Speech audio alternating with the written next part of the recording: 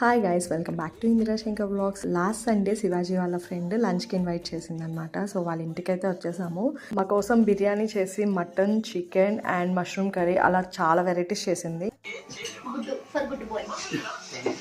అందుకే గుడ్డు T shirt వేసుకొచ్చాడు. గుడ్డు కలేజా మూవీ పెట్టుకుని మంచిగా ఎంజాయ్ చేస్తూ మేము లంచ్ చేసామన్నమాట. అంతేకాదు బొప్పట్లు కూడా తన చేతితోనే చేసింది, చాలా బాగున్నాయి.